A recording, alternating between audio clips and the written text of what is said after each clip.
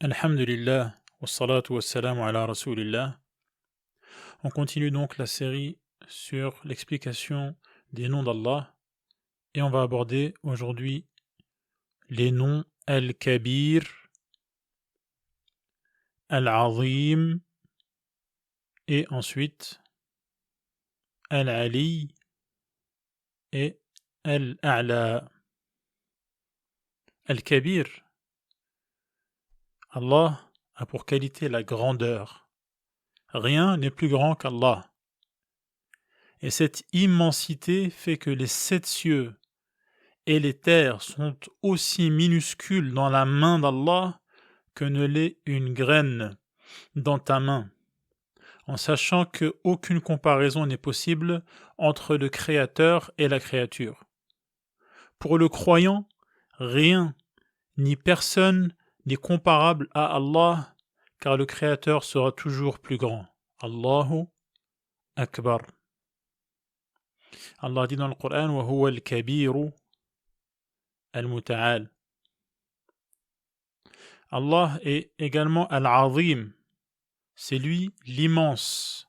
Sa majesté est la plus imposante.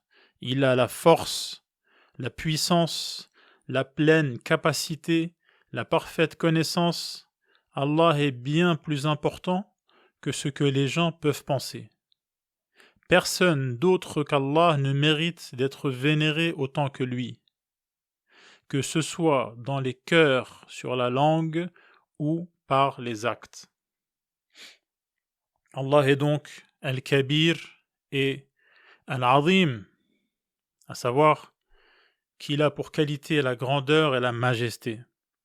Dans un hadith Qudsi, c'est-à-dire un hadith que le prophète, à lui éloge et salut, attribue à Allah, il dit, ce qui signifie la grandeur et la majesté sont mes attributs propres.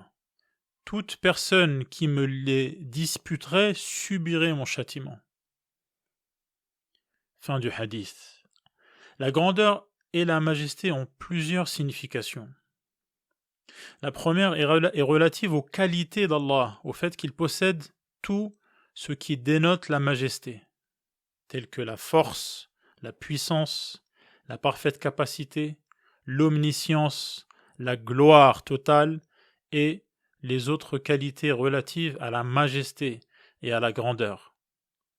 Un des signes de cette majesté d'Allah est que la terre et l'ensemble des cieux sont dans la paume du miséricordieux à l'image d'une graine de moutarde, comme nous le dit Ibn Abbas.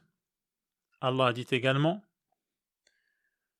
وَمَا قَدَرُ اللَّهَ حَقَّ قَدْرِهِ وَالْأَرْضُ جَمِيعًا قَبْضَتُهُ يَوْمَ الْقِيَامَةِ وَالسَّمَاوَاتُ مَطْوِيَّاتٌ بِيَمِينِهِ.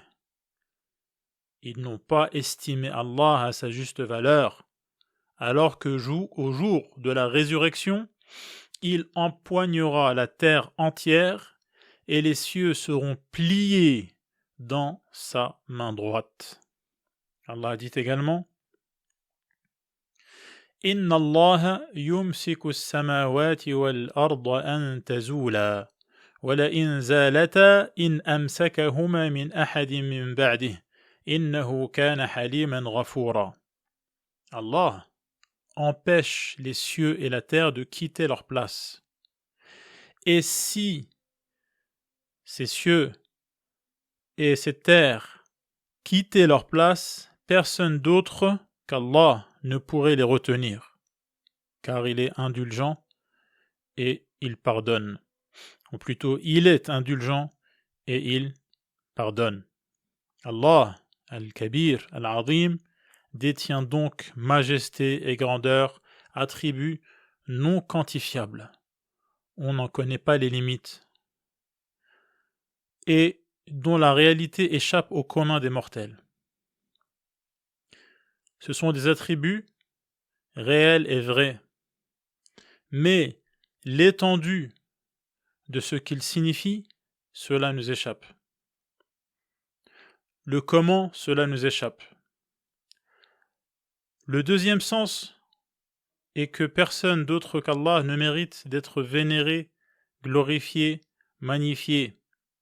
Les esclaves ont donc le devoir de le vénérer dans leur cœur, leurs paroles et leurs actes, en fournissant tout leur possible afin de connaître Allah al-Kabir al-Azim, de l'aimer, de s'humilier devant lui, de le craindre, en mettant leur langue à contribution, en l'évoquant et en faisant ses éloges, ainsi que leur corps en montrant leur gratitude et leur servitude.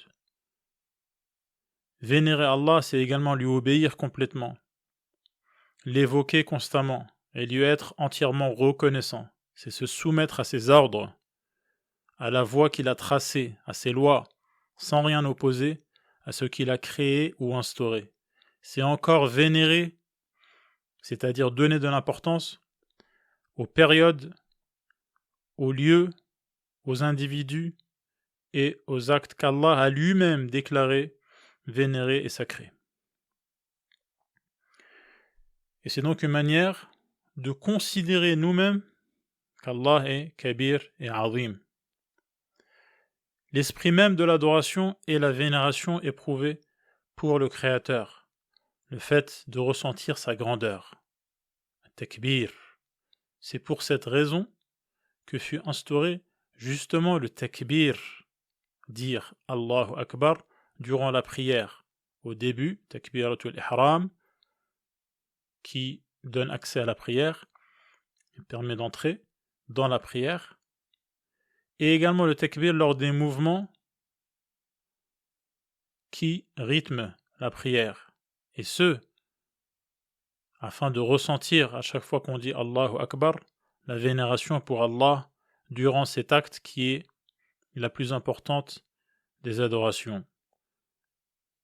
Et Allah subhanahu wa ta'ala dit وَقُلِ الْحَمْدُ لِلَّهِ الَّذِي لَمْ يَتَّخِذْ وَلَدًا وَلَمْ يَكُنْ لَهُ شَرِيكٌ فِي الْمُلْكِ وَلَمْ يَكُنْ لَهُ وَلِيٌّ مِّنَ الذُّلِّ وَكَبِّرْهُ تَكْبِيرًا.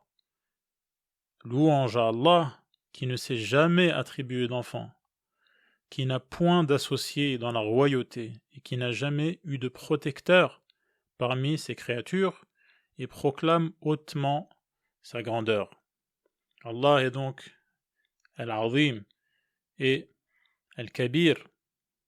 Il est également Al-Ali et Al-A'la, comme on le lit dans le Coran, Subhana Rabbi Al-A'la, et également Wa huwa Al-Aliyyu Al-Azim. Allah est donc Al-Ali, Al-A'la, celui qui s'est élevé, qui est élevé.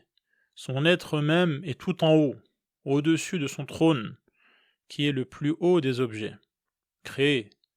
Il est aussi le roi absolu qui domine entièrement cet univers. Il le soumet complètement à sa volonté. Également, il se distingue par ses hautes qualités. Il a donc al-ulu, l'élévation dans tous les sens du terme. Allah détient la supériorité absolue de tous les points de vue. Il est donc très haut par essence. Allah est monté sur le trône également, istawa, au-dessus de tout ce qui existe. Il s'en distingue et il est distinct de l'univers créé. Il est très haut de par son importance, à savoir que ses attributs et leur majesté sont très hauts. Les attributs d'Allah sont majestueux, si bien que personne n'a de qualité qui leur ressemblerait ou s'en approcherait. Bien plus, ses esclaves ne peuvent cerner une seule de ces qualités.